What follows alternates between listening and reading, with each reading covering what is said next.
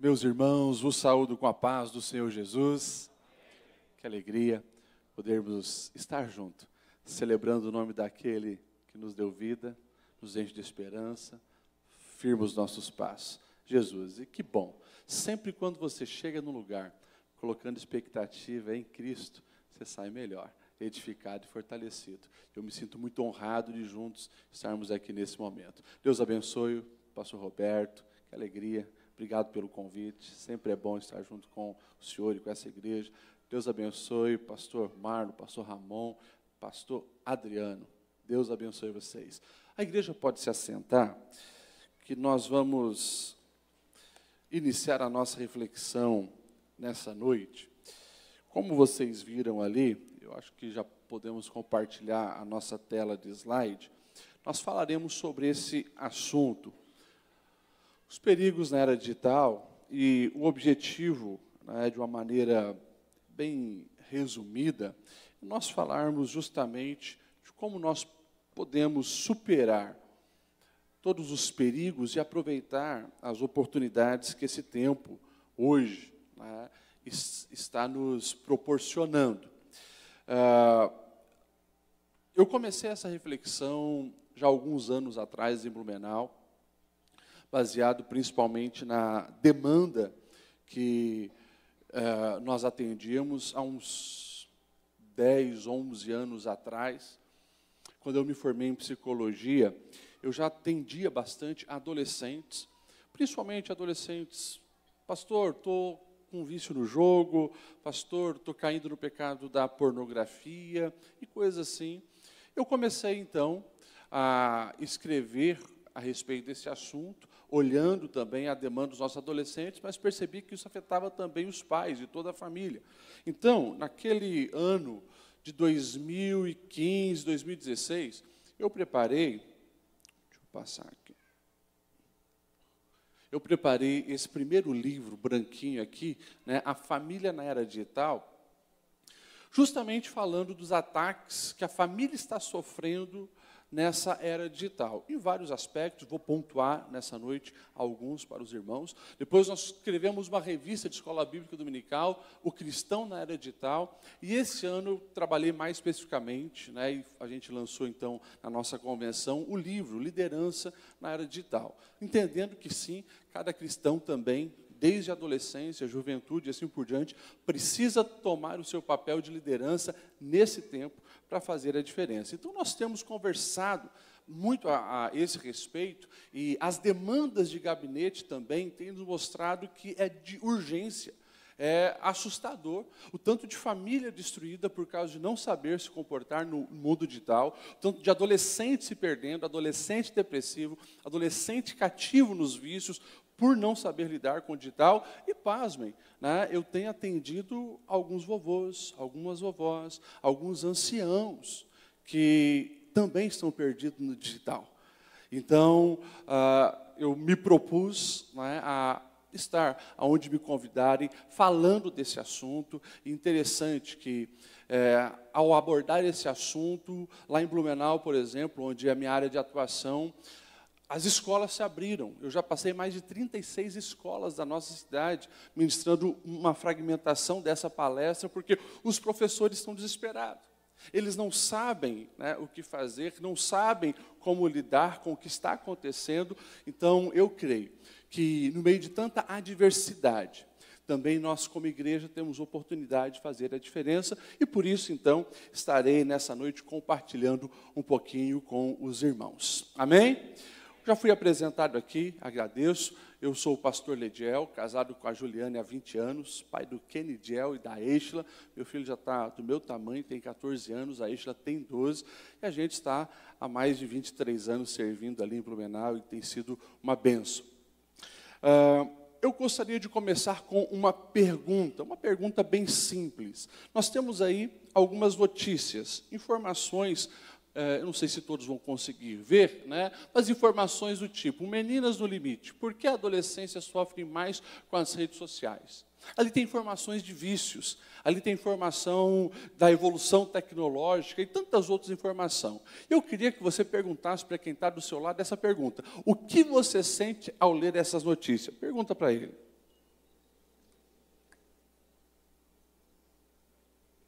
Alguns vão dizer, como muitos pais me falam, pastor, eu estou com medo dessa evolução tecnológica. Alguns vão dizer, bom, temos oportunidades. Alguns vão dizer, olha, eu sinto que a gente precisa fazer alguma coisa. E por que eu começo com essa reflexão, o que você sente? Porque toda transformação, toda mudança, todo impacto social começa quando alguém sente a necessidade de fazer alguma coisa. A Bíblia vai nos relatar que quando Hanani compartilha com Neemias, que é copeiro do rei, a respeito dos muros caídos de Jerusalém, nós vamos perceber que aquela informação mexe com Neemias. E ele não consegue mais ser a mesma pessoa. Ele se posiciona diante do caos, dizendo, já que tem um problema, já que tem uma adversidade, já que tem um grande desafio, eu quero ser solução. E diante de tudo que nós estamos vendo, ouvindo, assistindo, contemplando sobre a era digital, eu falo também como um profeta de Deus, dizendo, o Espírito Santo tem procurado corações que se importem. Corações que, ao ouvir a notícia que um adolescente se suicidou, porque ele foi incentivado através das redes sociais, o coração dele vai apertar. Deus está à procura de alguém que sabe que o seu colega de trabalho está preso no mundo da pornografia e que você se importa com isso e quer ajudar. O Espírito Santo está procurando um cristão que, quando percebe que no grupo da sua família lá no WhatsApp, está tendo muita briga, discussão, xingamento, ofensas, mentira, calúnia, você sente aquilo e você se coloca na posição para fazer a diferença. Deus está procurando pessoas para que na era digital façam a diferença. Até porque todas as pessoas estão na era digital. Sim ou não? Deixa eu fazer uma pergunta muito simples aqui. Muito simples. Nós não sei quantas pessoas estamos aqui. Levanta a mão. Quem não tem um celular hoje? Quem não tem um aparelho de celular? Temos umas duas pessoas no meio dessa multidão que não tem ainda o seu celular. Provavelmente adolescentes menores de idade. Deixa eu fazer uma pergunta. Quantos aqui não tem nenhuma rede social, nem WhatsApp? Levanta a mão. Nenhuma rede social, nem WhatsApp. 3 mãos levantadas. Tudo viciadinho, viu, pastor? Brincadeira, meus irmãos. Mas isso é para mostrar, olha só, na quantidade de pessoas que nós estamos todos inseridos no mundo digital. Agora, eu faço mais uma pergunta, e essa pergunta. Diante de tantas mudanças como nessa época, é preciso que líderes se levantem. E quem está ensinando essa geração? Está aqui, a pergunta bem clara. Quem está ensinando essa geração a lidar com a internet? Porque é uma onda que veio, como nós vimos aqui, de uma maneira muito prática, dominou a vida de todos nós.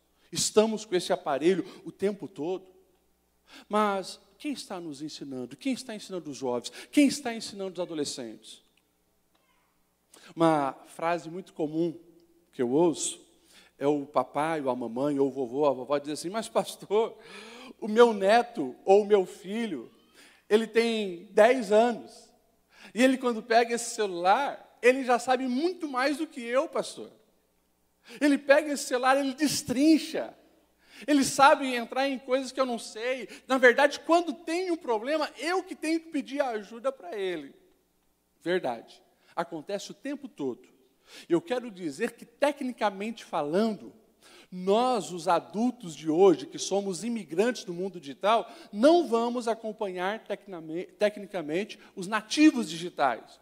Porém, nós temos a experiência da vida. Nós temos os valores que nós devemos seguir. Nós temos noção que eles não têm de tantas coisas. E não é porque, tecnicamente, um adolescente sabe mais do que os seus pais, que nós vamos permitir que eles vivam o mundo digital como órfãos, seguindo o caminho que bem querem, sem instrução. Deus está chamando líderes, pais, mães e avós que se posicionem dizendo: eu e a minha casa serviremos ao Senhor, inclusive no digital. Amém? Glória a Deus. O mundo está mudando. Deixa eu colocar aqui duas telas, né? Aqui nós temos, foi esse ano que saiu essa notícia, na cidade de Nuremberg, um culto numa igreja, todo o culto foi feito pela inteligência artificial. Olha só como até a vida eclesiástica está sendo impactada. Como assim, pastor Lediel? Simples. Foi dado alguns comandos. Queremos que uma personagem virtual dirija o culto e que tenha o momento do cântico, tenha o momento de uma leitura bíblica e depois a pregação, e o sermão precisa ser sobre essa temática. O computador fez tudo, a inteligência artificial. Criou os personagens, criou todo o contexto, todo o texto, toda a pregação, o esboço da pregação, e o robô, né, estava ali diante da tela, pregando, ensinando. Olha isso. Você quer ver um negócio muito mais comum que acontece em reunião de família hoje? É isso aqui, né? Todo mundo olhando para uma tela. Todo mundo olhando para a tela. Nessa imagem, se a gente ampliar, coitada, é a vovó só que está ali, segurando as mãos porque não sabe para quem olhar. Todo mundo está olhando para uma tela e é a realidade. Por isso a palavra do Senhor, ela nos alerta para que nós venhamos, e aqui é a nossa leitura bíblica, de 1 Pedro 5 e 8, nós precisamos ser sóbrios. O texto diz assim: sede sóbrios, vigiai, porque o diabo, o vosso adversário, anda em derredor, bramando como leão, buscando a quem possa tragar. Deus nos protege? Deus nos protege. Deus nos guarda? Deus nos guarda. O Senhor, Ele nos blinda quando nós o invocamos de uma maneira maravilhosa que os demônios não podem nem nos tocar. Agora, quando há um mandamento dizendo para que nós devemos vigiar, é porque tem uma parte que compete a nós. E nós precisamos vigiar o que entra pelos olhos, o que entra pelos ouvidos, as nossas influências. A voz do Senhor está pedindo para cada um de nós: vigiem. No tempo que vocês estão vivendo, tem muito leão tentando destruí-lo e derrubá-lo. Portanto, quando nós falamos de vigilância, nós falamos também de proteção de uma maneira preventiva. Ou seja, eu vigio porque eu quero guardar e proteger aquilo que tem valor.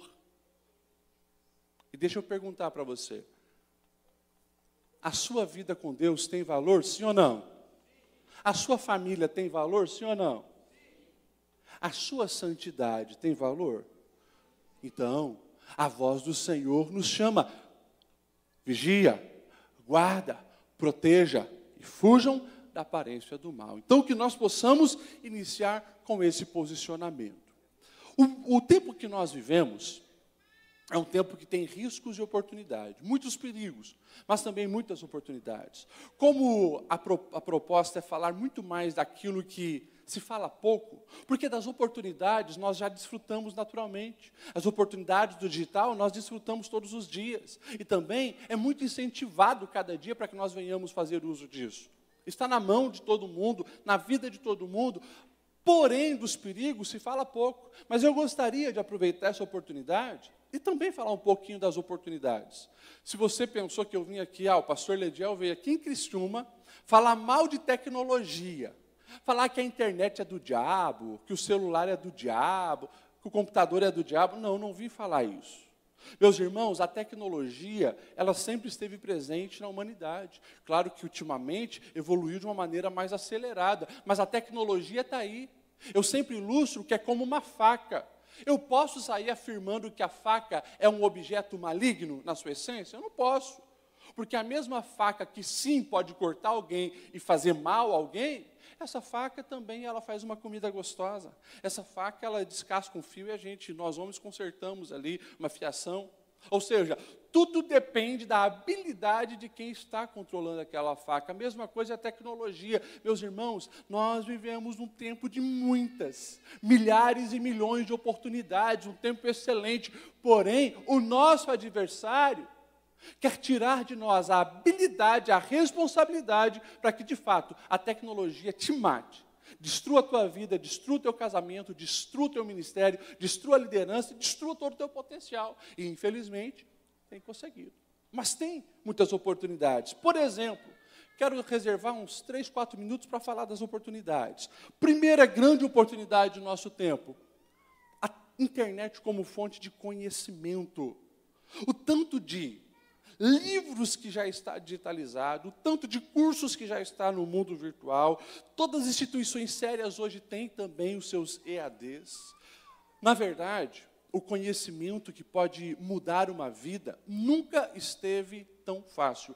Na palma de uma mão, eu posso fazer um curso universitário.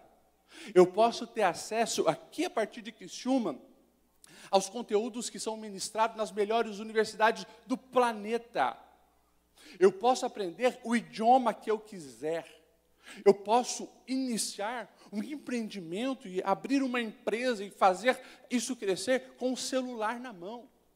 Deixa eu falar uma coisa para você, jovem adolescente que está aqui, presta atenção nisso. Nunca na história da humanidade houve um tempo tão oportuno de acesso ao conhecimento como hoje. Consequentemente, se eu tenho acesso a qualquer conhecimento, eu tenho a oportunidade de construir uma vida que muitos dos nossos ancestrais jamais pensaram ou cogitaram fazer. Uma oportunidade enorme está diante de nós. Porém, tem muitas distrações. Claro que quanto mais oportunidade eu tenho, mais distrações eu também tenho. Por isso eu preciso saber quem eu sou, porque eu nasci, aonde eu quero chegar. Mas nunca na história da humanidade houve uma oportunidade tão grande, jovem, de você mudar de vida, abençoar a sua família, abençoar quem está ao seu redor e cumprir também o teu chamado nas mãos do Senhor. Então, um tempo de muitas oportunidades, inclusive profissionais. Um jovem que hoje se dedica nessa área, é normal, por exemplo, lá em Blumenau, né, de vez em quando eu encontro um jovem de 18, 19, 20 anos, e o pai dele chega para mim e diz: Pastor Lediel, o meu filho hoje, por causa do inglês, da programação, está ganhando 3 vezes mais do que eu. É a realidade do mundo hoje. Um tempo de muita oportunidade, mas que as oportunidades possam ser acompanhadas também das responsabilidades, que é o que o Senhor nos chama. Então, possamos aproveitar as oportunidades. Coloquei aqui também, nunca houve um tempo tão oportuno para que uma mensagem alcance a maior quantidade de pessoas. Você já parou para pensar que essa mensagem que hoje eu estou pregando para algumas centenas de pessoas aqui, ela pode, através das gravações, das filmagens, alcançar milhares de pessoas? E, na verdade, daqui 40 anos, 50 anos, 80 anos, quando eu nem mais estiver nessa vida, esse conteúdo ainda estará alcançando alguém? Olha só, que tempo oportuno. Que coisa maravilhosa. Então, tempo de oportunidade. E se eu falo disso, eu falo também da mensagem do Evangelho. Alcançar lugares e pessoas que jamais, talvez, entrariam numa igreja, como está acontecendo aqui.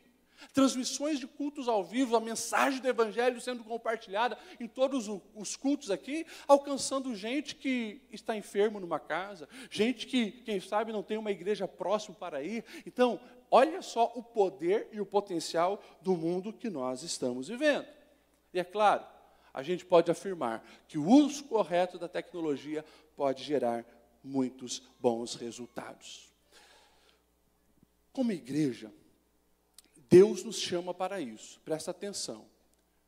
Esse tempo, que também é um tempo de muita oportunidade, é um tempo também onde nós vamos ter que dar conta diante de Deus dos privilégios que nós estamos vivendo. Presta atenção. Se você pegar algumas passagens bíblicas, como os milagres que aconteceram em Cafarnaum, você vai ficar maravilhado. Nós temos a cura, a ressurreição da filha de Jairo, cura de uma mulher encurvada, nós temos ali o chamado de Mateus, nós temos ali multiplicação de peixes, nós temos muitas coisas acontecendo ali na região de Cafarnaum. Mas se você observar as últimas palavras de Jesus para Cafarnaum, assusta.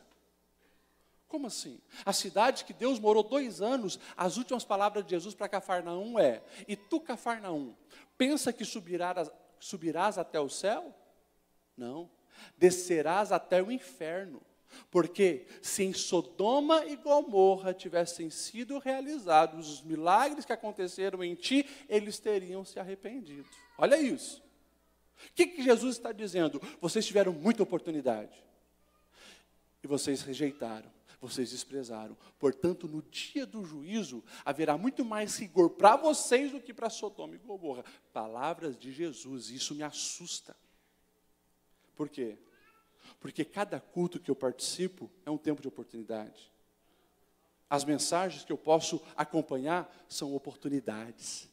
Experiências que o mundo digital está me dando, os confortos e os privilégios da nossa geração, oportunidade. Porém, cada uma delas, nós teremos que prestar conta diante de Deus. Você me entende? Diz amém. Vocês estão olhando assim assustados, mas é assim mesmo. Nós precisamos ter essa dimensão. Ao mesmo tempo que eu estou aqui dizendo, é um tempo de extremas oportunidades, eu estou também dizendo de uma maneira bem clara para você, é um tempo também de muita responsabilidade para a igreja, porque nós precisamos fazer a diferença nesse tempo. Quando nós olhamos para a história da igreja, algumas coisas nós vamos ver. Por exemplo, a produção do Novo Testamento. Os irmãos que estudam teologia aqui sabem, todo o Novo Testamento foi escrito na língua grega. Grega. Poxa, mas pastor, se nós olharmos para os autores, inclusive o próprio Paulo, que se orgulhava de ser fariseu de fariseu, a fala deles era a hebraica e a aramaica, o povo judeu. Por que eles escreveram no grego? Simples. O mundo falava a língua grega.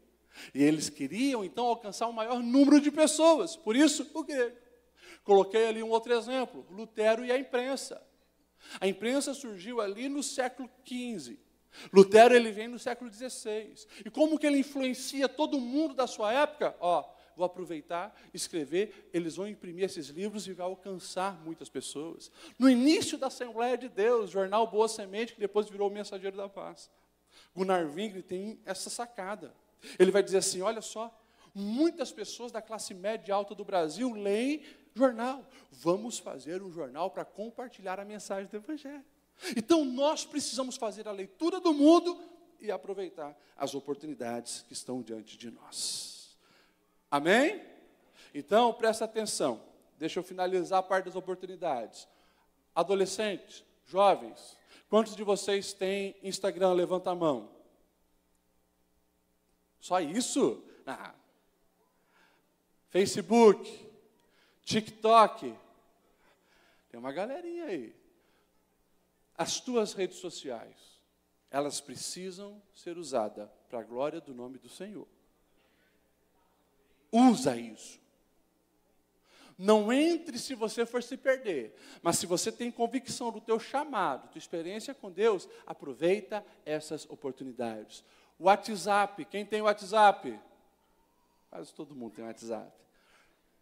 Ferramenta maravilhosa para você compartilhar mensagem do Evangelho, para você abençoar uma vida, para você mandar algo que edifique a outra pessoa. Então, está tudo aí na nossa mão. Aprenda, escute isso, igreja. Aprenda a dar like, a comentar e a compartilhar coisas que edificam. Como assim, pastor Lediel? É muito simples, é muito simples. O pastor Roberto grava um vídeo com uma palavra que edifica uma vida. Caiu na rede, caiu no Instagram dele. Tem Instagram, né, pastor? Caiu no Instagram dele.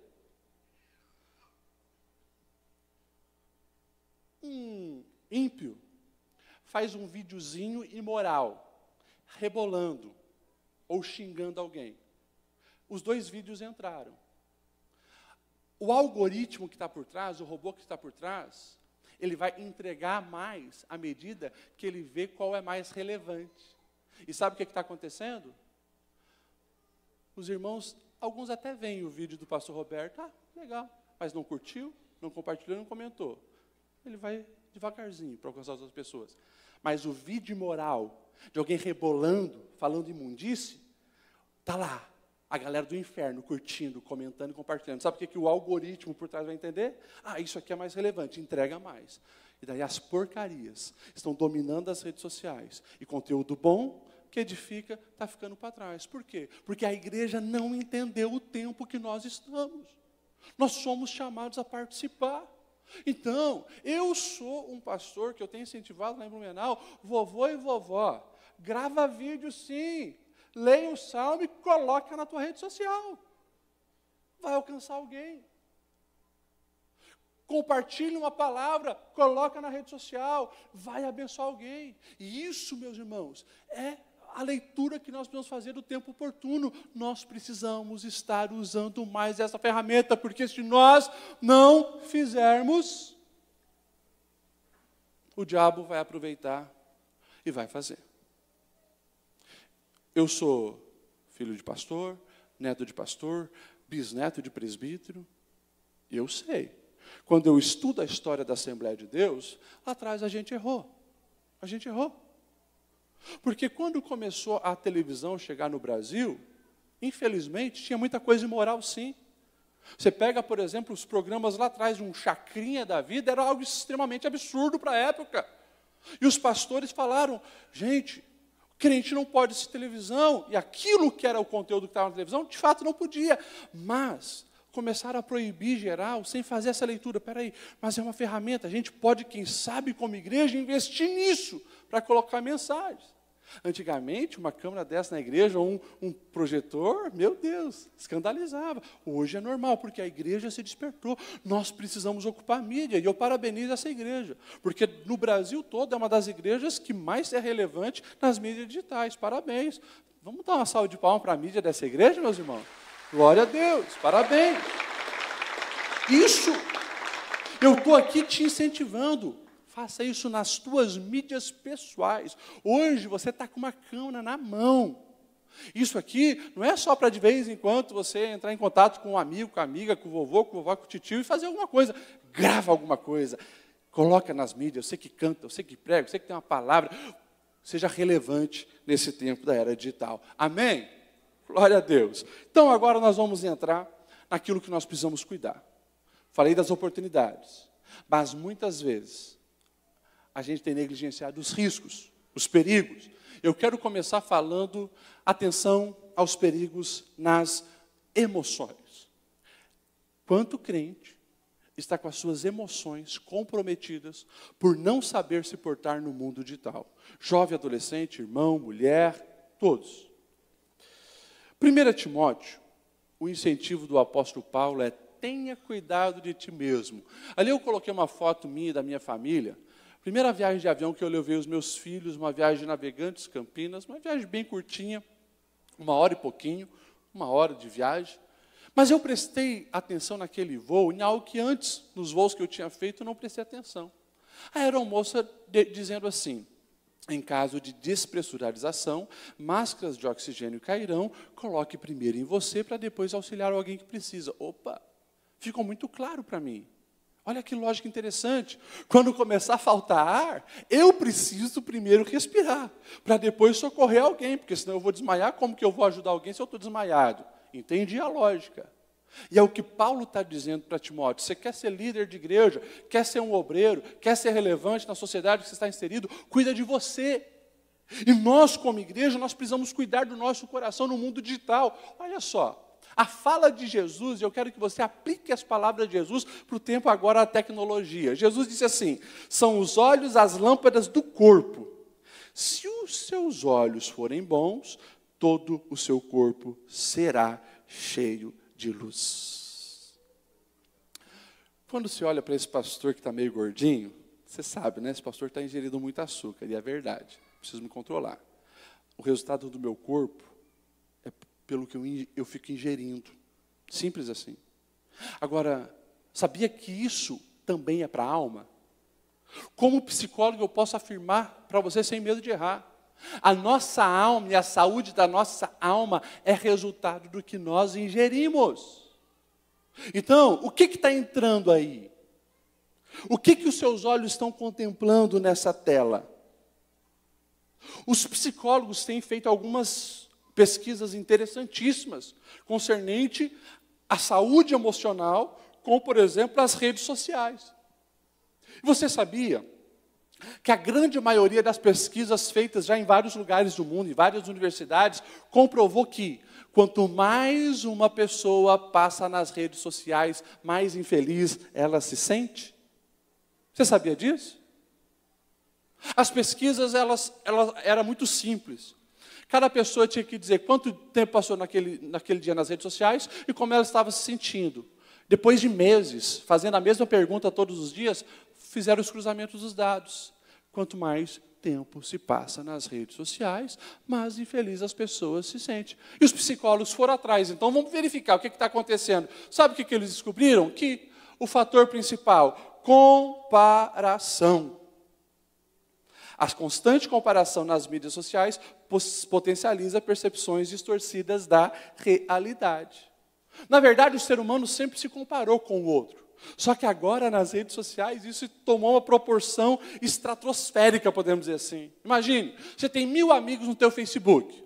Você não vai receber a atualização de todos eles no seu feed. Vamos colocar de 1000, você receba 100, no máximo. Máximo. Agora, as pessoas, elas tendem a colocar mais coisas boas do que acontece com elas que coisas ruins. Tem alguns que vão para as redes sociais para desabafar, xingar, falar mal, mas a maioria das pessoas, comprou um carro novo, posta foto. Foi num restaurante chique, posta foto. Ganhou um buquê de flor do namorado, posta foto. E daí está lá.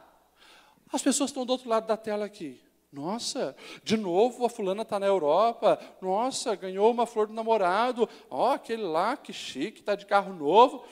Parece que todo mundo tem uma vida maravilhosa. E só você vive essa vida de altos e baixos. Mas é uma percepção equivocada. Porque aquela pessoa colocou uma fragmentação muito pequena da sua vida lá. Só que por você ler de todo mundo, e estar recebendo de todo mundo, o seu inconsciente está programado para dizer que todo mundo vive uma vida melhor que a sua. E essa comparação é terrível. Por quê? Porque acaba com a tua autoestima e compromete também a sua identidade, visão de Deus, dos projetos de Deus sobre a sua vida. Se lembra do Salmo 73, Asaf? Deus é bom para com Israel. Quanto a mim, os meus pés quase se desviaram, porque eu tive inveja dos ímpios.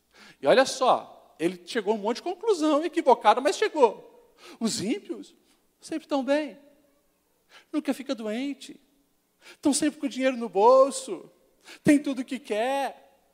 E depois que ele chega a essa conclusão equivocada, Asaf, ele chega ao absurdo de dizer assim: em vão purifiquei o meu caminho. Olha só, eu indo na igreja todo domingo, eu não ia para as baladas, me guardando, perdi tempo. Por causa das comparações, ele chegou a essas conclusões. Ainda bem que o Salmo 73 não para aí. Lá na frente ele vai dizer assim: mas daí sabe o que eu fiz? Eu entrei no templo do Senhor. E quando eu tive uma experiência com Deus, as máscaras, as vendas caíram dos meus olhos. E ele vai dizer assim: daí eu percebi que eu estava agindo como um animal irracional, porque eu sempre estou como meu Deus. E o fim dos ímpios é terrível. Então ele precisou sair daquela lógica de comparação para ter a real percepção da vida. Agora, vamos falar da nossa realidade. Muitos adolescentes, muitos jovens. 2, 3 horas por dia, aqui o movimento infinito dos Reels e do TikTok, sempre tem algo novo. Quando você viu, passou 1, 2 horas, e o que você fez? Você se comparou.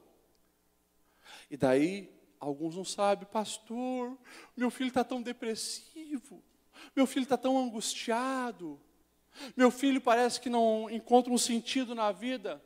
Atenção, um dos principais fatores pode ser muito tempo nas redes sociais. Portanto, vigilância. Amém?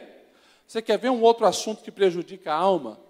Eu vou só pincelar, porque não temos tempo de ir profundamente, mas é FOMO. É uma expressão da psicologia, significa Fear of Missing Out. É como fosse o medo de se estar perdendo alguma coisa. E está ali, né? O sentimento que está perdendo algo no digital tem contribuído muito para o aumento da ansiedade na atual geração. Se você entrar agora no site da OMS, Organização Mundial de Saúde, você vai ver que no topo agora é as doenças da alma. Ansiedade, depressão, estresse, síndrome do pânico, está lá no topo. Por que isso? São vários fatores.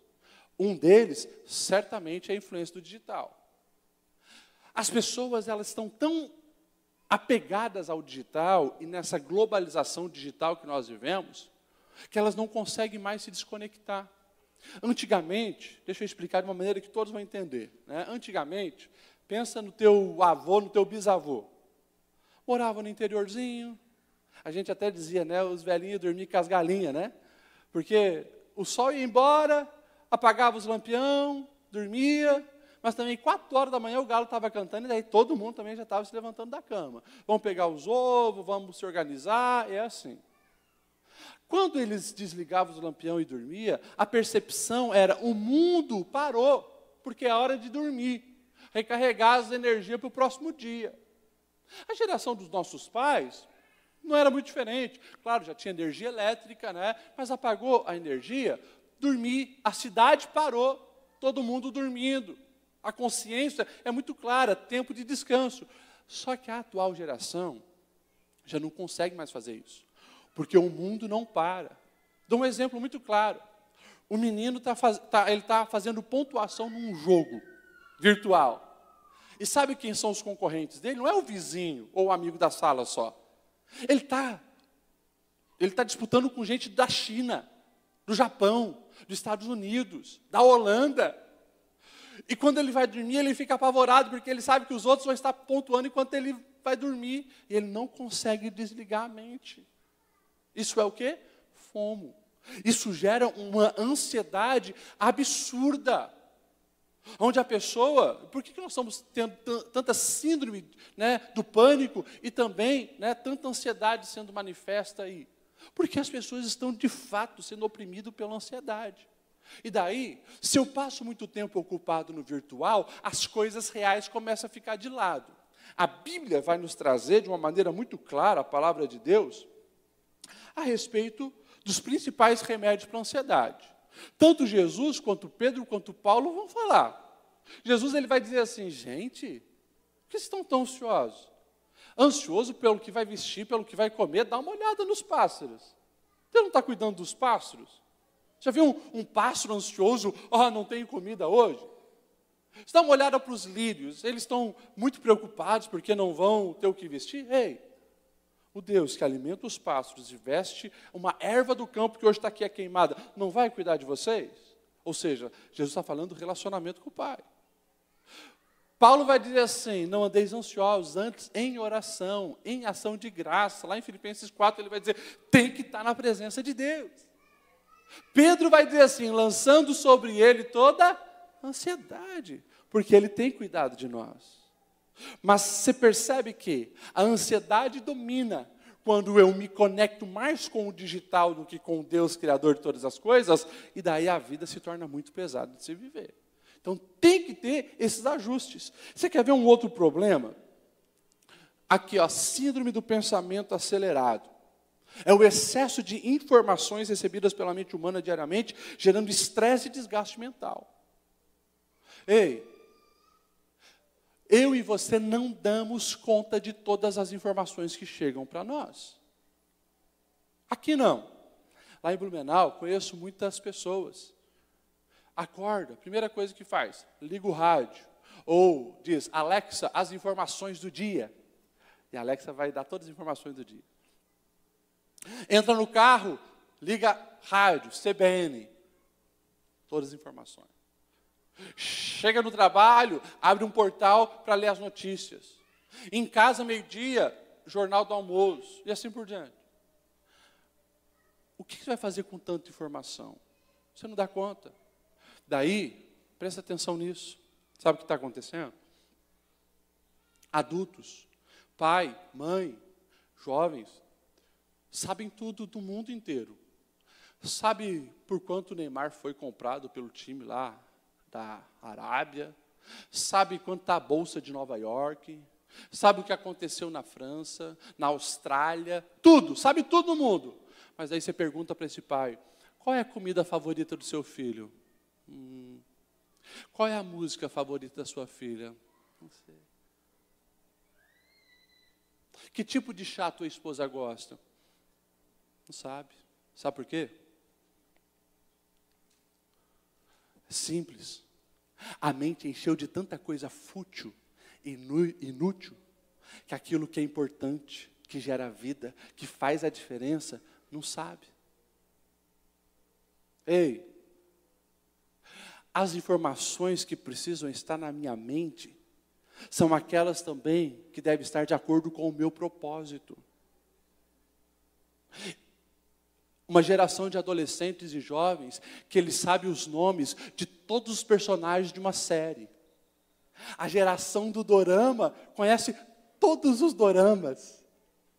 Mas daí você pergunta as coisas básicas da Bíblia, não sabe.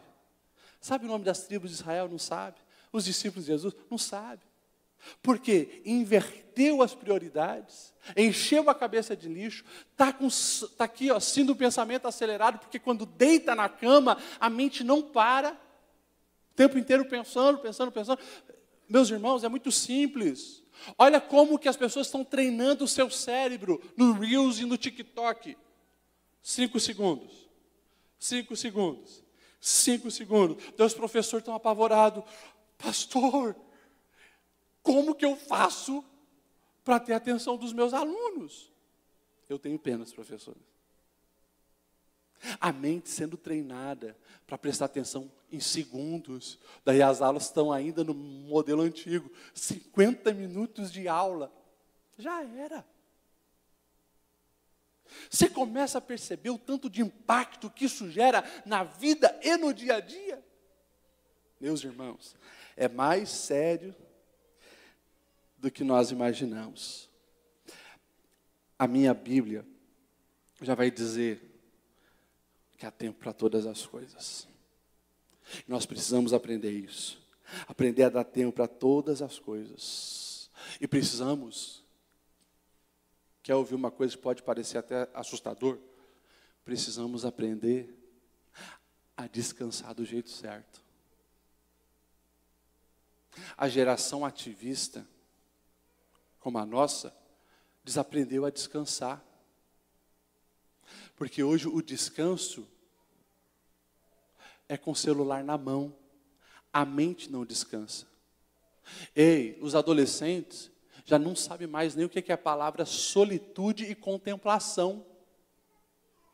Eles não sabem mais aquilo que os adultos faziam, os nossos avós faziam quando acordar, apreciar um nascer do sol ou um pôr do sol. Não sabe mais apreciar um pássaro pegando uma comidinha, não sabe mais o que é isso. Apreciar a natureza, não sabe mais olhar para o céu e encontrar formas como nós fazíamos. Porque sempre os olhos estão para uma tela. Só que a tela não é neutra, está entrando muita informação. Aquilo ali não deixa o seu, numa linguagem atual, HD, descansar. E por isso tudo isso nós estamos vivendo. Então, tem que mudar. Tem que aprender a descansar. E o dia do descanso tem que aprender a desligar o celular por um tempo. Desligar a televisão por um tempo. Ei, eu sempre digo, e eu tive a oportunidade de falar para os pastores, né? E eu repito aqui que eu tive que puxar um pouco a orelha dos pastores lá na convenção, porque pastores acelerados demais que desaprenderam a descansar. Se esqueceram que o mesmo Deus que condena a preguiça é o Deus também que condena o ativismo. É o Deus que criou em 6 dias e no 7º descansou. E deixou um mandamento bem claro. Ei, descansa, desliga. Um dia por semana tem que descansar, contemplar, parar. Daí a gente agora começa a perceber o porquê as almas estão cansadas. Porque, como os meus colegas psicólogos vão dizer, não tenho mais agenda livre para tanto atendimento, para tanta demanda. E você sabe, parece que está todo mundo doido. É pelo estilo de vida que se está escolhendo. E as almas estão cansadas. Então, por que eu estou falando isso aqui? Porque Deus chama eu e você para nos posicionarmos nesse tempo e fazermos a diferença. Você me entende? Amém? Glória a Deus. Vamos lá. Falando ainda das emoções. Aprenda, a sua alma não é lixeira. Sobre tudo o que se deve guardar, guarda o coração. Porque dele procede as fontes da vida. O mundo virtual tem muita gente boa, mas também tem muita gente ruim. E deixa eu falar uma coisa para você. Atrás de uma tela, todo mundo fica corajoso. Os malignos, com seus dedos e línguas venenosos, querem dar opinião sobre tudo. E se você não aprender isso aqui, o básico, guardar o seu coração, você permite que as amarguras e os rancores de outras pessoas sejam despejados sobre você. Eu não sei, aqui não acontece, Criciúma. Mas lá em Blumenau, de vez em quando, alguém está dizendo, pastor, o fulano de tal entrou na minha rede social, nos comentários, mas despejou. Não fiz nada demais, uma foto simples que eu publiquei com a minha família, mas despejou os seus venenos ali. O que eu faço? Simples. Uma coisa muito importante que todos nós precisamos aprender a fazer na rede social. Bloqueia. Aprenda a bloquear. Fala isso para quem está do seu lado. Aprenda a bloquear. Não permita que as suas redes sociais, que eu estou propondo aqui, que ela venha edificar, não permita que a sua rede social seja palanque de gente maligna. Nas redes sociais da igreja, por exemplo. Aqui não, lá em Blumenau, de vez em quando, num culto. Mas esse cantor aí está desafinado. Não, mas eu não gostei do que o pastor falou. As pessoas vão ficar comentando, dando seus pitacos e desfazendo aquilo que é tentado construir. Sempre vai ter assim. E como eu disse, atrás de uma tela, os covardes, eles se encontraram. Porque eles não têm uma noção da reação da outra pessoa. É muito simples. Dentro da psicologia, num diálogo, por exemplo, a gente sabe que nós vamos sempre estar reagindo à ação da outra pessoa. Deixa eu dar um exemplo. Se eu chego para conversar com o pastor Roberto, me permita usar um exemplo aqui, pastor Roberto. Eu chego para ele aqui, pessoalmente, vou zombar da careca dele. Sabe o que ele vai fazer? O que esse camarada está fazendo? Ele vai fazer uma cara séria. Ele vai me olhar atravessado. Porque eu invadi algo que eu não deveria ter feito. A reação dele diante daquilo que eu fui ofendê-lo, vai estabelecer para mim um limite. Ele não gostou do que eu falei da careca, então nem vou continuar comentando, porque eu vi a reação dele. Atrás de uma tela, você não está vendo a reação das outras pessoas. E é por isso que tem um monte de gente vomitando ali as suas angústias, suas raivas, suas frustrações, seus dilemas. E parece que nunca para. É por isso que quem tem que colocar um limite é você. Bloqueia esse tipo de pessoa e não permita que as suas redes sociais sejam um palanque de malignidade, mas que seja para a glória do nome do Senhor. Amém? Crente, você tem percepção e ideia de que você não vai agradar todo mundo nessa vida? Amém? Você nunca vai encontrar, pega a palavra, você nunca vai encontrar um herói, uma heroína da fé que agradou todo mundo. Pelo contrário, quando você se posiciona para fazer a diferença, se prepara que vai ter perseguição. Com Noé foi assim, com Neemias foi assim, com Davi foi assim. Jesus nunca errou, perfeito. Amou intensamente, chamado de glutão, fanfarrão, que está sempre com os pecadores. Chamaram Jesus, inclusive, de demônio, que o que ele fazia era espírito de demônio. E se não bastasse, pregaram ele numa cruz, mataram. E daí os crentes de 2023, às vezes dodói, porque teve uma pessoa que não gostou do que eu... Gente, você tem que agradar o Senhor. Se agradou a Deus, vai cumprir o seu propósito. Porque assim, se você começar a ocupar a sua energia, gastar a sua energia, o seu foco com essas pessoas que não querem nada com o reino de Deus, você não consegue realizar o teu chamado eficazmente. Então, muita atenção quanto a isso. Amém? Aqui tem uma fala importante sobre isso. Não é porque as redes sociais deram voz a gente maligna que você precisa dar ouvidos. Aprenda a bloquear. Vamos lá, próximo assunto. Atenção aos perigos da dependência.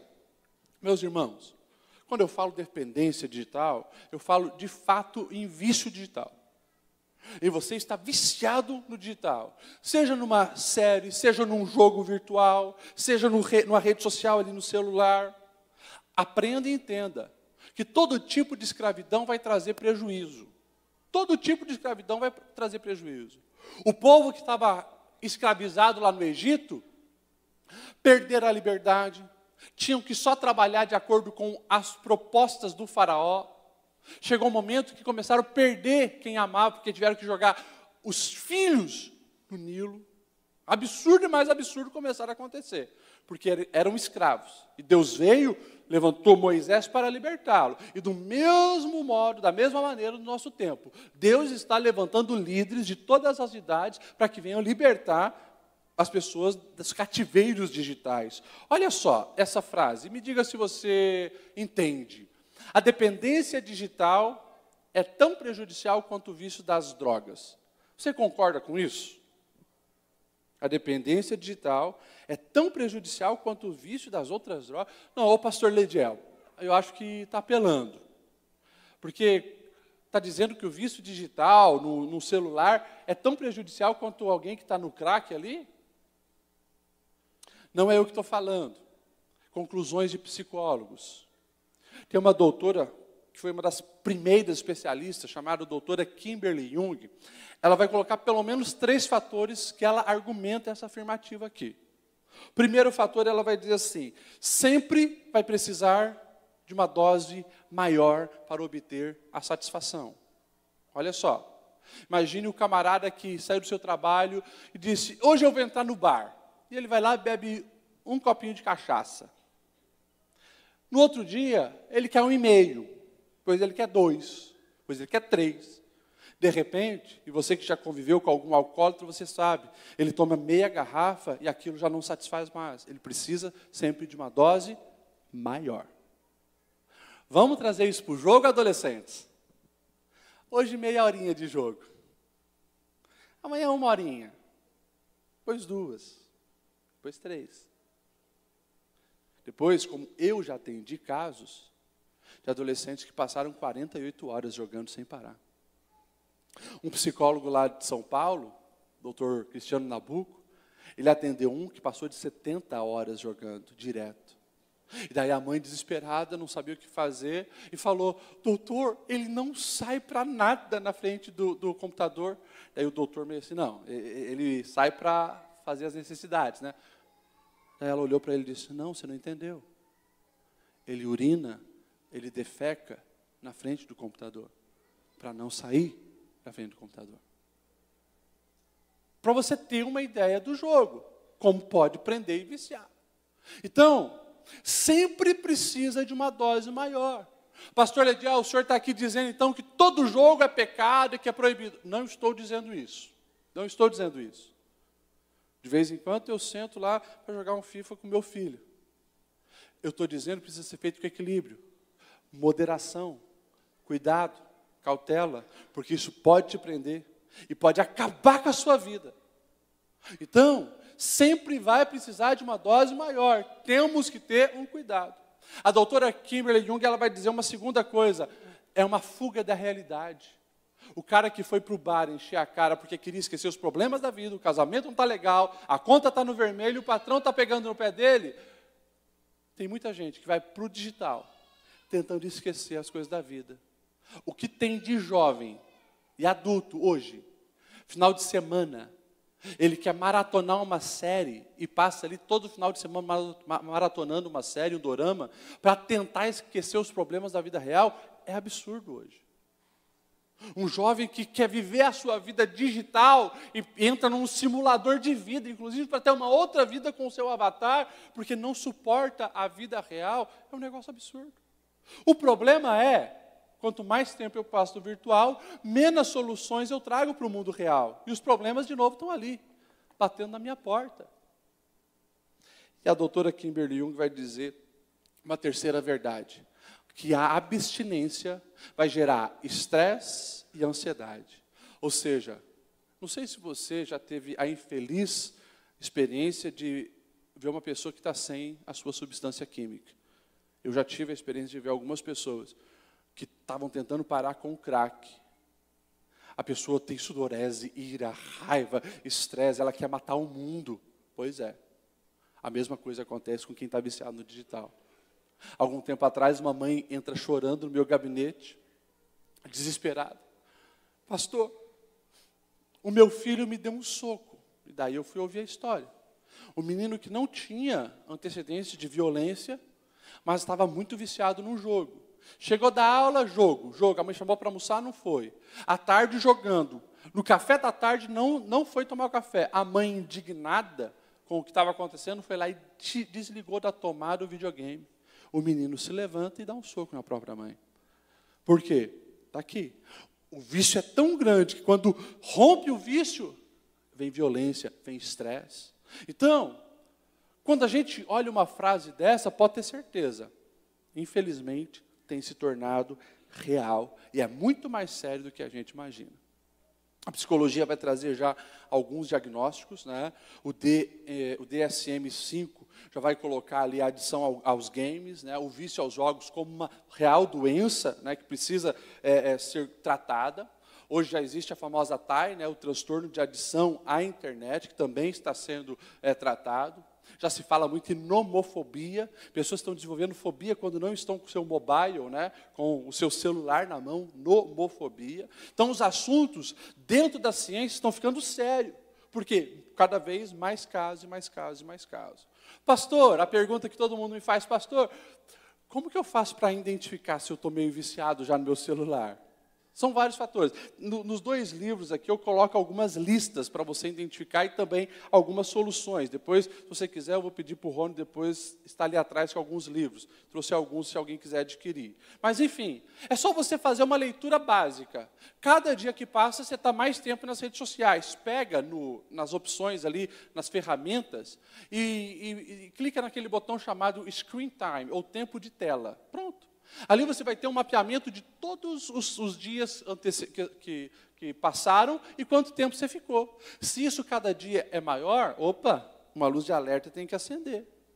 Quando acaba a bateria do celular, quando você fica sem o 4G ou o Wi-Fi, como é que você fica? Normal? Está tudo bem?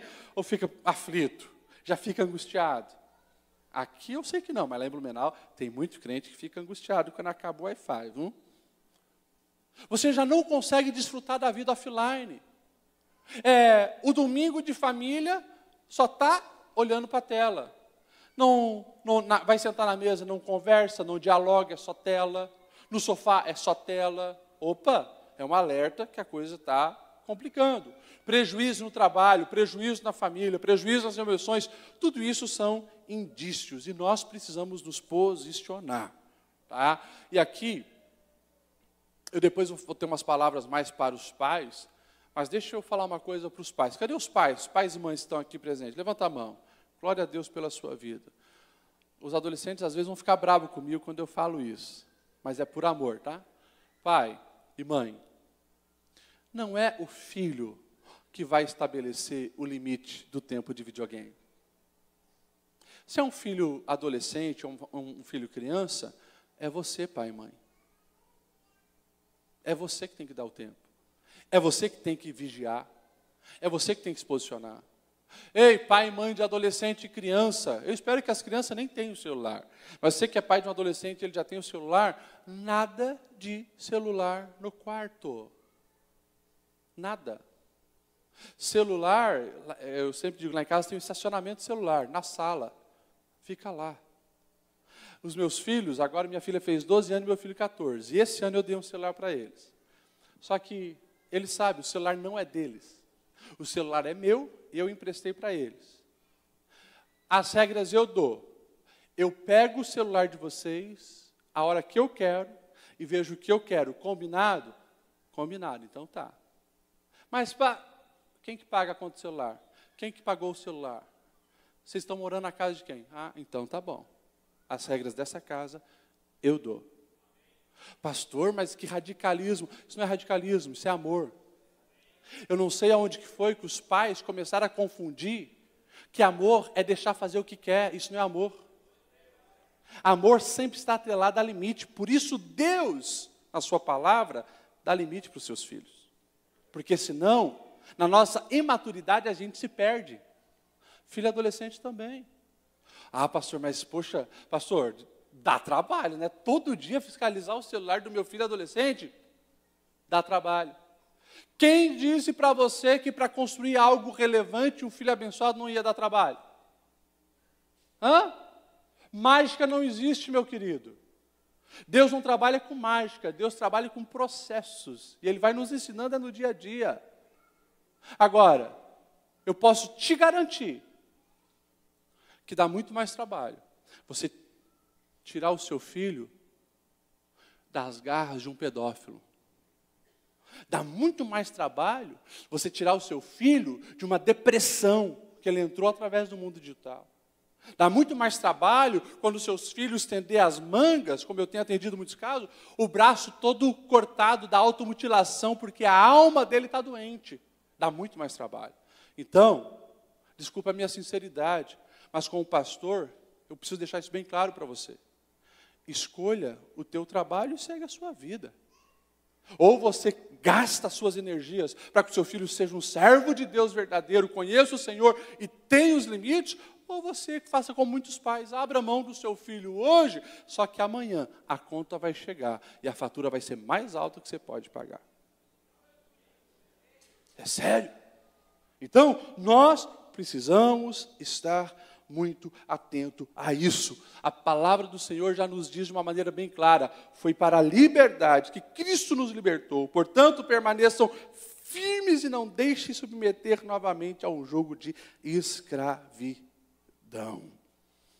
Amém? Eu não vou entrar em alguns assuntos aqui que eu ia entrar, de tanta esposa que me procura, porque os maridos não querem nem mais intimidade, querem só ficar jogando videogame. Mas isso é um assunto, uma outra oportunidade. Tem muito adolescente aqui no ambiente. Ó, tá aí, ó. Dependência digital. 1 de cada 4 adolescentes brasileiros faz uso excessivo do videogame. Ou seja, entre nós, bem provável que nós temos alguns. Então, precisamos estar atentos quanto a isso, tá? Eu sempre alerto o pai. Não adianta querer, como diz o ditado, tapar sol com a peneira, tá? Se o seu filho está viciado, ou se você é adolescente, ou você é adulto, reconhece que está muito viciado no mundo digital, reconheça o problema. Aquele sono que Jonas dormia no porão do navio, enquanto o navio estava sendo despedaçado pela tempestade, não mudou a tempestade. Não mudou a tempestade. A tempestade só parou quando ele disse, eu sou o problema, vamos consertar isso, vamos mudar a situação. Então, o sono que muitas vezes a gente vive, não muda a situação. É preciso mudar esse sono da indiferença e reconhecer os problemas. Amém? Deixa eu correr, tem alguns assuntos que eu preciso falar aqui. Ciladas afetivas e sexuais. Eu vou falar sobre os perigos no casamento. Casamento é um alicerce da sociedade. E o casal é o alicerce da família. Um casal que não vai bem, raramente os filhos vão estar bem. Por isso nós não podemos negligenciar. O nosso adversário sabe, se ele destrói o casamento, ele compromete também os filhos, os netos e as próximas gerações que virão. E é por isso que no mundo digital o diabo tem intensamente atacado e tentado destruir os casamentos. Há um tempo atrás, uma mulher que eu estava atendendo no meu gabinete, chegou e disse essa frase para mim, pastor, eu destruí o meu casamento por causa de um oi que eu não deveria ter dado no digital. E ela começou a falar a história dela. Quando o ex-namorado, lá da adolescência, encontrou ela nas redes sociais e deu um oi. E ela continuou a conversa. Deu oi, como você está, tal, e tal, e tal. Todos os dias foi conversando com ele, acelerando a intimidade. 3 semanas depois daquele oi, ela estava com ele no motel. E o adultério aconteceu. E uma família ruiu. Porque ela não soube colocar limites. Então, é muito sério. Isso tem acontecido o tempo todo. Os pastores sabem o que a gente está recebendo nos gabinetes. Não se coloca limite.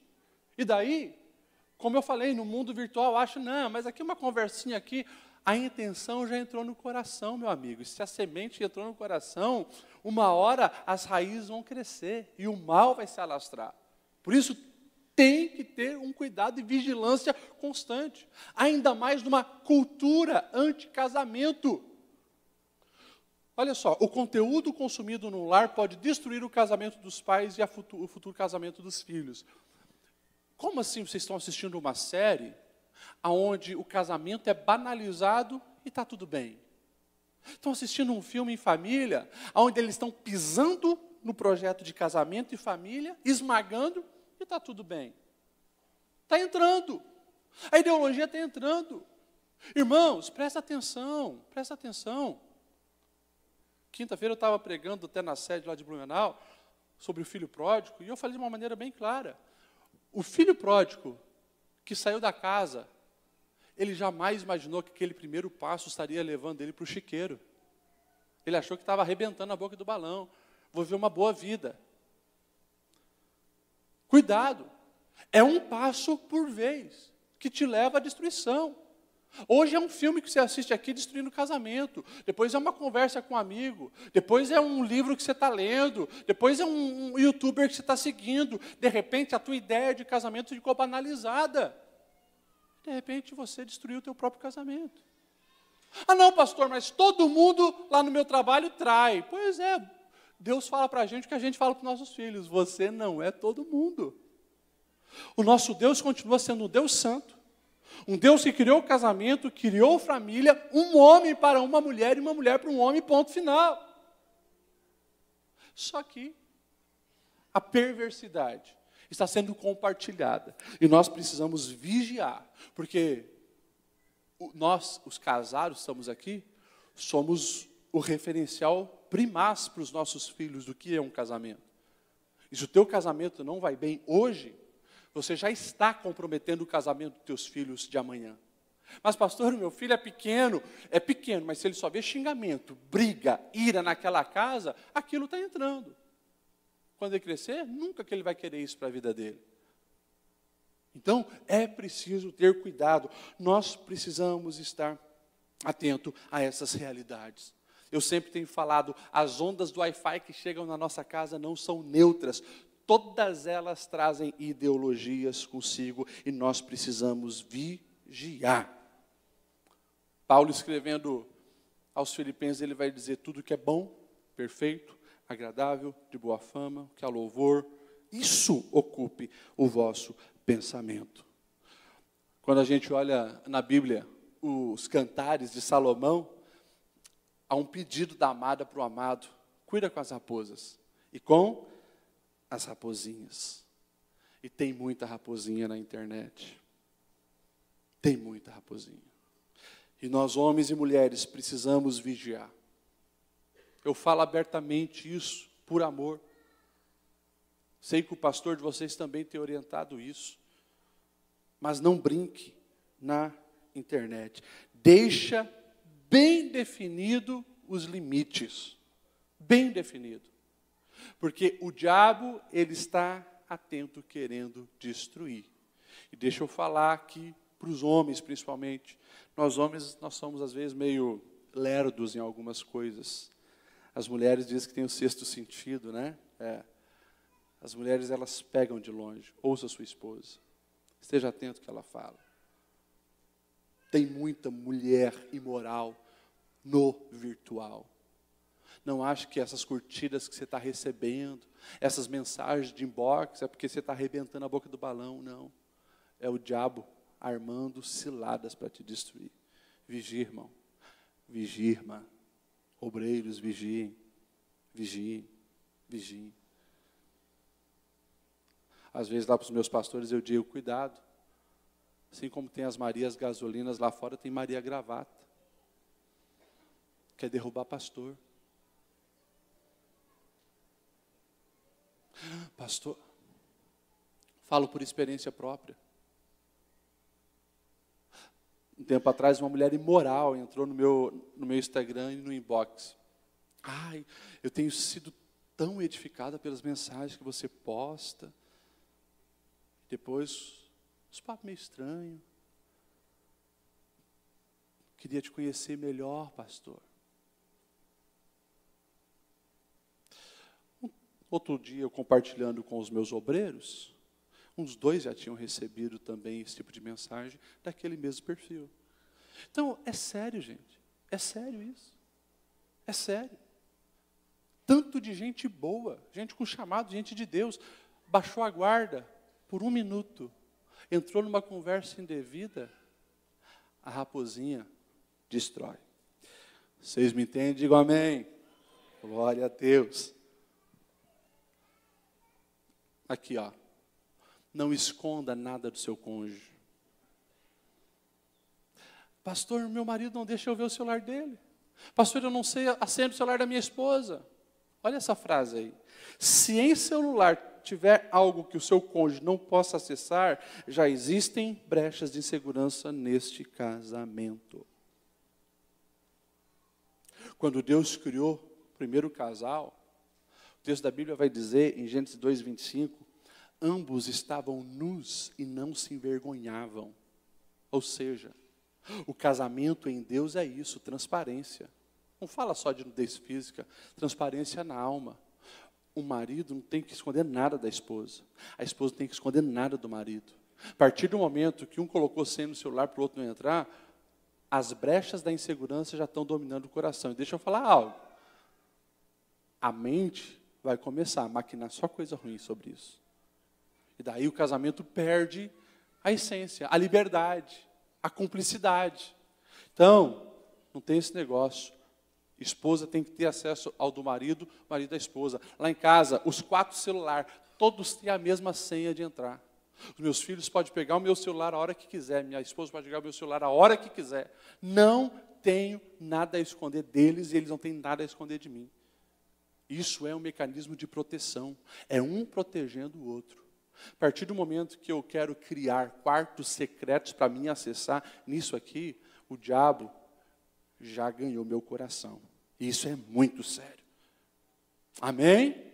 Glória a Deus. Eu falo para os líderes, mas serve para todo cristão. Presta atenção nisso. Um cristão maduro não fica navegando na internet sem propósito, porque sabe que é nessas horas que os conteúdos destruidores aparecem. Cristão maduro entra no celular com objetivo. Eu preciso trabalhar, responder os meus clientes. Eu preciso trabalhar, preciso programar. Eu preciso postar alguma coisa nas minhas redes sociais. Pronto. Cumpriu aquilo que você foi fazer, não fica, deixa eu ver um pouco o TikTok, o que está rolando aqui? Deixa eu ver um pouco os reels do Instagram. Teve um camarada que amava Deus e Deus o amava, Davi. Mas ele resolveu um dia não cumprir o seu propósito como rei e ir para a guerra com os demais. E foi para a varanda do TikTok e veio o que estava passando lá. Aí daí viu a história da dona Betsebe, você conhece o resto da história. É por aí. E quanta destruição aquela casa e aquela família vivenciou por um momento de bobeira, que não deveria estar lá. Então, nós precisamos estar muito atentos quanto a isso. Amém? Vamos para o próximo assunto. Deixa eu correr aqui. Proteja a sua santidade. Esse é o padrão de Deus para nós. 1 Tessalonicenses 4,7, a Bíblia vai dizer assim: Deus não nos chamou para a impureza, mas para a santidade. Portanto, aquele que rejeita essas coisas não está rejeitando a homem, mas a Deus, que lhe dá o Espírito Santo. Presta atenção nisso. O Espírito de Deus é santo. Já vem com esse adjetivo. E se nós queremos ser morada do Espírito Santo, tem que querer uma vida de santidade. Tem uma tal de supergraça sendo pregada aí, que na verdade é uma desgraça. Você pode servir a Deus de qualquer jeito, porque Deus é amor, então venha do jeito que está e permaneça do jeito que está. Vem do jeito que está, sim. Filho pródigo voltou para a casa do pai fedido, fedendo porco e com a roupa suja. Mas antes de sentar na mesa do banquete, traga uma túnica de filho. Desse jeito ele não vai sentar na mesa. É assim. Santidade. E nós precisamos guardar nossa santidade no mundo digital, porque está tenso. Quer ver um assunto polêmico? Pornografia. Antigamente, para alguém ter acesso à pornografia, meu irmão, tinha que ser maior de idade, chegar numa banca de revista, mostrar a identidade para poder comprar um material. Nas videolocadoras, tinha aquelas VHS, tinha uma sala secreta, a pessoa mostrava a identidade para poder acessar aquela sala. Ou se pegasse de um tio, de um primo, de um amigo que tinha. Era difícil o acesso à pornografia. Hoje, está aqui. Tem atendido casos de 7 a 70 anos. Viciado em pornografia. Pastor, 7 anos. Fica na casa da vovó e a vovó deu o celular. E daí um dia, curioso, um menino de 7 anos digitou sexo e começou a vir um monte de coisa, e gostou, e ficou. Quando os pais foram perceber, já fazia semanas que todo dia ele tinha acesso à pornografia. Através do celular da vovó. Coitado da vovó, ingênua, não sabia. Mas é a realidade, o acesso está muito fácil. Só que o que não vão te falar é as consequências da pornografia. Eu coloquei algumas ali para você ver. Vicia, gera culpa, distorce a valorização da pessoa, porque a pessoa daí não é mais para ser alguém amado, você enxerga curvas e o olhar fica condicionado a enxergar curvas, um olhar lascivo, um olhar imoral. Um caso que eu atendi esse ano, o nível do cara, jovem, deve ter uns 22 anos, tão absurdo que ele já não consegue mais conviver socialmente. Foi mandado embora do trabalho por assédio, e assim, é um nível tão absurdo, que na igreja, os obreiros tiveram que se posicionar e mandar ele sair da igreja. Porque ele fica literalmente, sabe aqueles cachorros na televisão, lá de cachorro, vendo aqueles frangos? O camarada, ele fica daquele jeito para cima das irmãs. E de repente ele pega o celular e ele tira uma foto de uma irmã, de trás, de frente. Um negócio absurdo. E como começou isso? Uma pornografia. E vai, um pouco todo dia. Então distorce a valorização das pessoas. Banaliza o sexo. O sexo não é mais expressão de amor entre o casal como Deus planejou. Torna um negócio banal, fútil. Gera comparações injustas com o cônjuge. Eu nem vou entrar nesse assunto aqui. Mas o tanto de casos que a gente tem atendido em gabinete.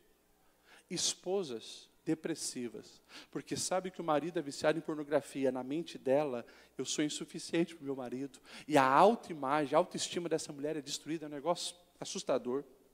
Insensibiliza o ser para a perversidade, que é sempre o nível mais, o nível pior. Às vezes a gente pensa, nossa, né, como que surgem esses pedófilos, esses monstros? Como surge? A maioria deles, pornografia, entre aspas, light. E vai. Até que chega um momento onde ele não quer mais tudo aquilo que ele buscou. Ele vai querer sexo com criança. Então, meus irmãos, né, sem falar confusão mental, baixa autoestima, sem falar em outras coisas que a gente tem visto aqui, é uma cilada que tem destruído muito crente, muito propósito de Deus na vida de muito irmão e irmã. É sério. Quando eu falo irmão e irmã, eu estou falando sério. Pesquisa aqui no Brasil, né, diz que as mulheres do Brasil são, sim, as que mais veem pornografias de todo o mundo. Então é sério. E deixa eu falar algo mais. Começa com essas pornografias sutis em redes sociais abertas. As pessoas hoje estão promovendo o seu corpo e fazendo... eu não estou falando de mulheres que são atrizes de pornografia. Estou falando de gente normal, trabalhador do dia a dia, que entrou na onda de ficar fazendo fotos de biquíni, fotos imorais, colocar nas redes sociais, e daí começa a incentivar já esse interesse que parece pequeno, mas essa pornografia das redes sociais normais vai gerando outros níveis, daqui a pouco a pessoa cai num mundo extremamente absurdo e cativo. Então, é muito sério. Quer ver um outro problema? Nudes, sexting. Tá? Ou seja, o sexting é uma expressão, é a junção de duas palavras, né? Sexo e texto em inglês, texting, que começou com mensagens eróticas, mas depois que colocaram câmeras no celular, virou foto e vídeos imorais. Só para você ter uma ideia de um dos casos que eu atendi, sobre esse compartilhamento de fotos íntimas, né?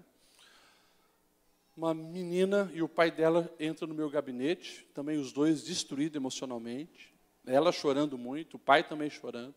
O que tinha acontecido? Que a menina tinha tentado suicídio. Uma menina de 13, 14 anos. Tinha uma paquera na escola. Meu amorzinho para cá, meu amorzinho para lá e tal. Só que isso aqui é um acelerador de intimidade. Por isso que eu falei, pai, não deixe o seu filho entrar no quarto com o celular. Acelerador de intimidade por quê? Porque o namoradinho ficava o tempo inteiro com ela através do celular. Bem diferente do nosso tempo. Pelo menos meu tempo de namoro, nas quartas-feiras ia lá na casa do meu sogro, na sala, luz acesa, e ele ficava na porta assim, só olhando. Hoje, adolescente está namorando, o jovem está namorando, leva o celular para o quarto, está trocando de roupa, fazendo videoconferência com o namorado. Um aceleramento da intimidade que vai trazer problema depois. Enfim, meu amor para cá, meu amor para lá, videoconferência com o namoradinho o tempo todo, de repente, o que ele pede? Ah, eu queria que você provasse que me ama. Mostre um pouco mais. E ele insistiu tanto que ela resolveu mostrar um pouco mais e mandou uma foto para ele de topless. Meu amor para cá, meu amor para lá. Mas amor de adolescente, você sabe, né? Uma montanha russa, 3 meses depois não estava mais com ela. Ele já estava com outra. E um belo dia, mexendo no celular, o que ele encontrou? A foto. Mas ele, muito prudente, ele disse, eu vou mandar só para o meu melhor amigo. E mandou só para o melhor amigo. O problema é que o melhor amigo tinha outro melhor amigo. Que tinha um outro melhor amigo. Que tinha um outro melhor amigo. E daí, aquilo que muitos adolescentes não têm noção. O que é publicado, nunca mais se pega de volta. Aquela menina foi vista por toda a escola. Sem saber como reagir, como os pais iriam reagir, ela tenta se matar. E daí, precisou de terapia, o pai precisou ser tratado, teve que mudar de escola. Um boom na vida da menina, por causa de uma foto inconsequente. Então, é muito sério. E o problema é que a gente pensa que isso é coisa de adolescente. Tem vovô e vovó fazendo.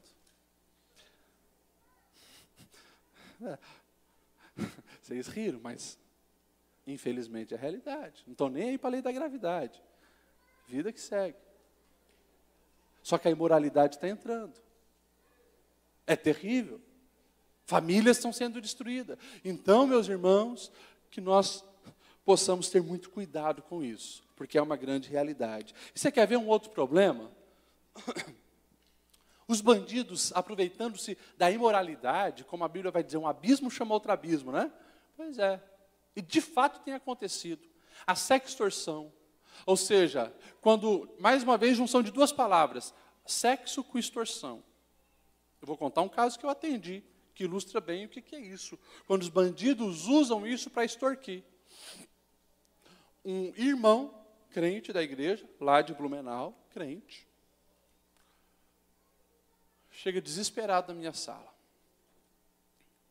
pensando em tirar a própria vida pela vergonha que ele causaria na sua casa. A história dele é mais ou menos o seguinte. Nas redes sociais, uma moça bonita começa a conversar com ele. Começa a curtir as fotos, comenta numa foto dele, depois no inbox, começa a conversar. Oi, tudo bem? Ah, eu vi que você vai na igreja, eu também sou apaixonada por Jesus. Ah, eu vi que você gosta dessa música, eu também gosto desse cantor e tal. E vai criando uma afinidade. Ah, sabia que eu me interesso em homens mais velhos. E ele, né, lá nos seus 50 e poucos anos, achando que estava arrebentando a boca do balão, foi se envolvendo, conversando. Conversa vai, conversa vem, passou o número do celular, foi para o WhatsApp e tal. De repente a moça está mandando foto normal para ele, mas de repente ela está mandando fotos mais assanhadas para ele. E ele gostando. E daí ela começa também a pedir foto para ele. E ele manda foto também para ela, imoral. Quando ela já tinha algumas fotos, ela se revela, né? Só que aconteceu da seguinte maneira. Um belo dia, o telefone toca e uma mulher mais velha falando: ah, você é o fulano de tal? Pois é, eu estou indo para a delegacia agora fazer uma denúncia contra você porque você é um pedófilo. Eu sou um pedófilo? Sim. Está aqui as conversas tuas com a minha filha e as fotos que você mandou para ela. E daí, despejou tudo ali para ele no WhatsApp. A minha filha tem 17 anos, é de menor. E você mandou tudo isso aqui para ela, está aqui as conversas, mandou tudo para ele. O cara ficou desesperado.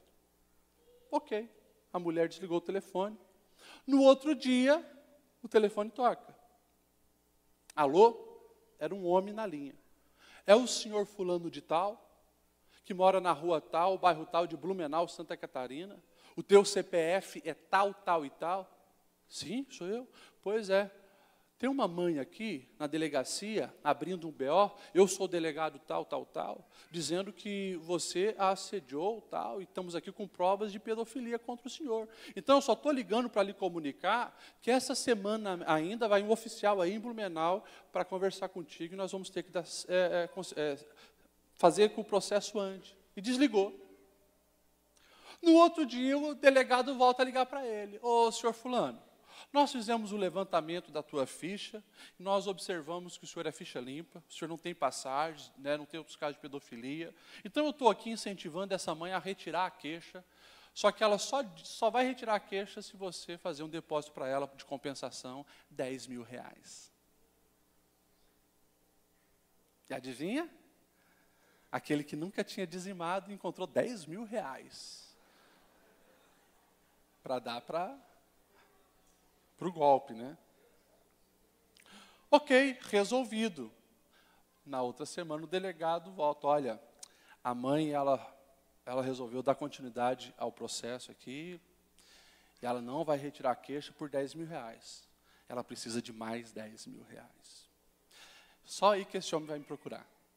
Desesperado. Até aquele momento ele acreditava que tudo era real. Eu que já, claro, estava mais acostumado a lidar com essas coisas, conhecendo alguns golpes, comecei a falar para ele, isso é um golpe. Um delegado nunca iria fazer isso. Tal, tal, tal. Entramos na internet, existia o delegado, existia aquela comarca de delegacia lá em Porto Alegre, tudo como o cara tinha descrito. Mas eu falei, bloqueia esses números todos, cara, isso é um golpe, não faz o depósito, enfim.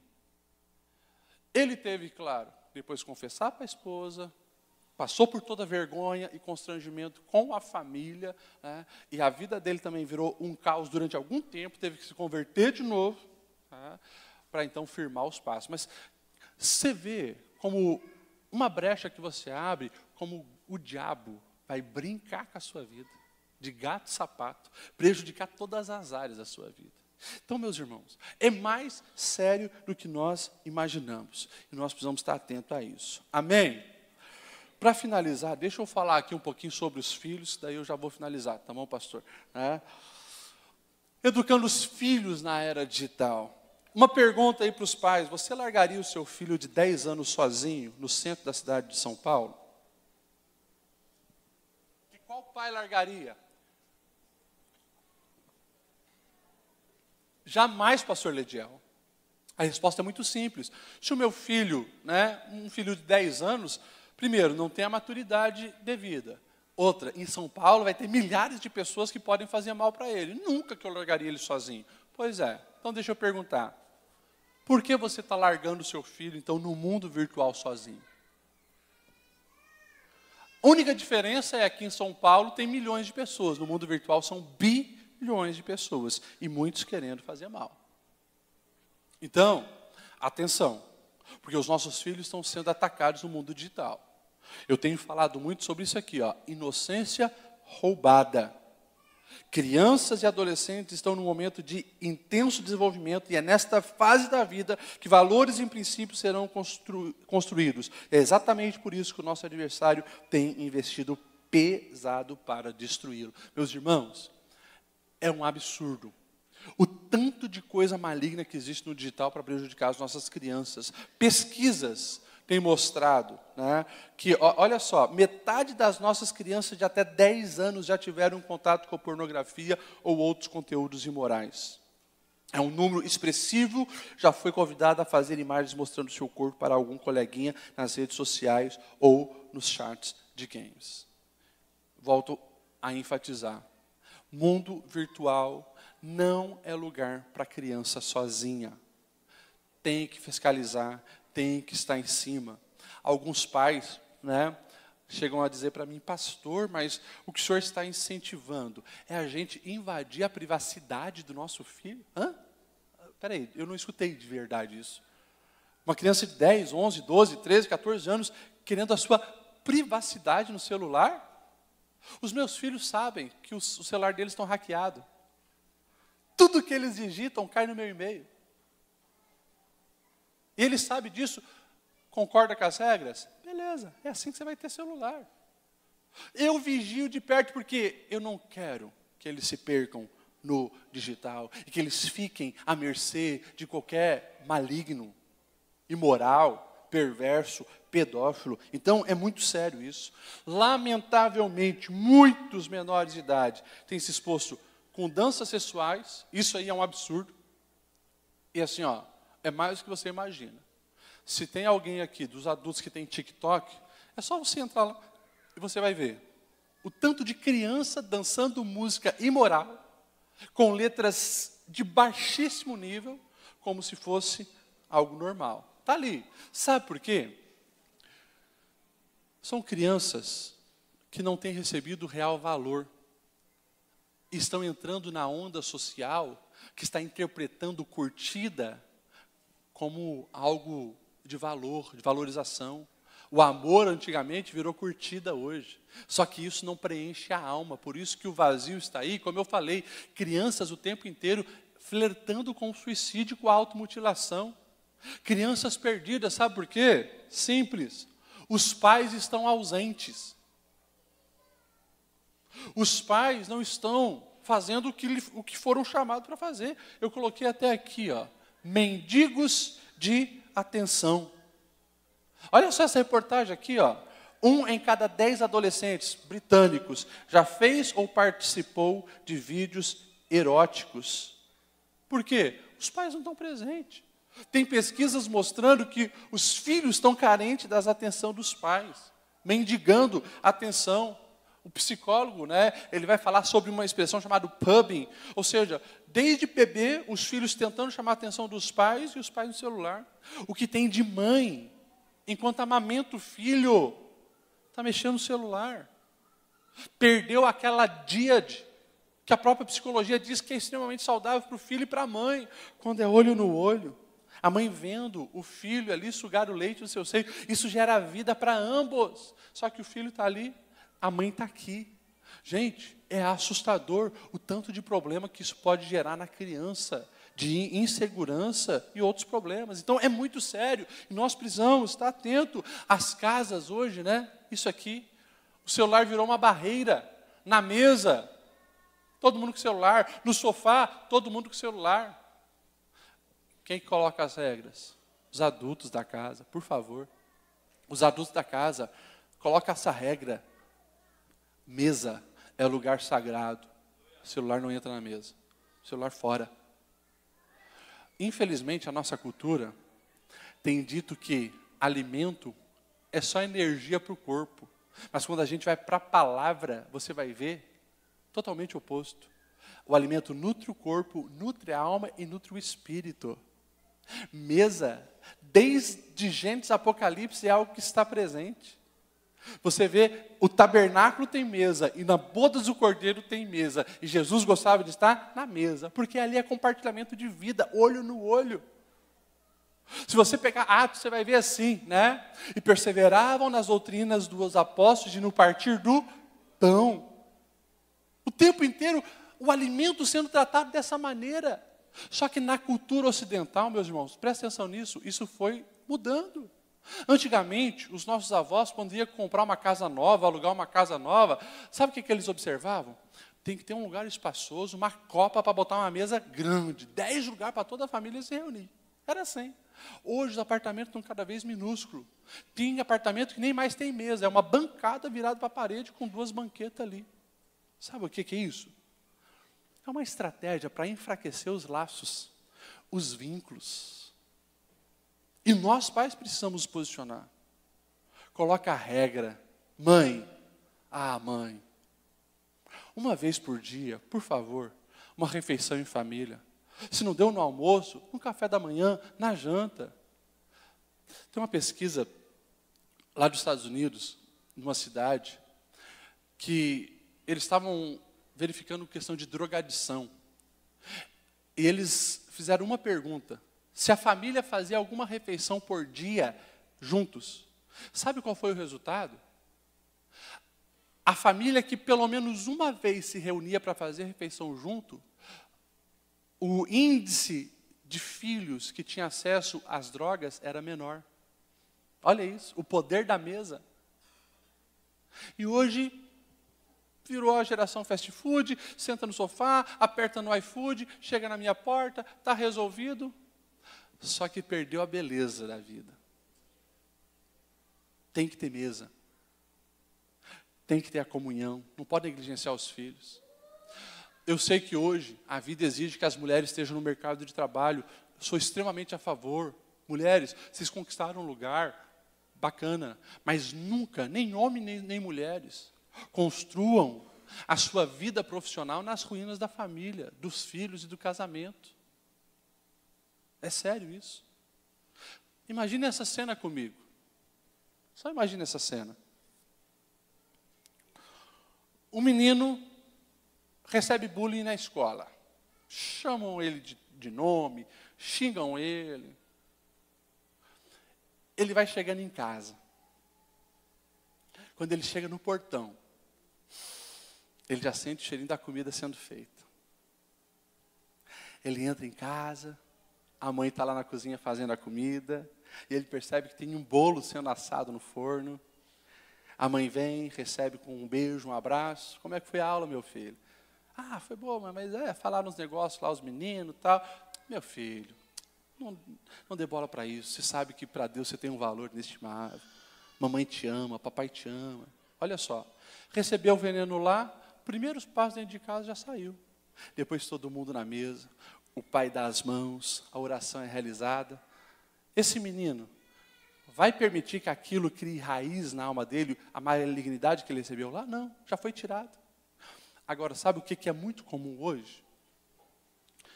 O menino recebe bullying lá na escola, não foi bem na prova, ele chega em casa.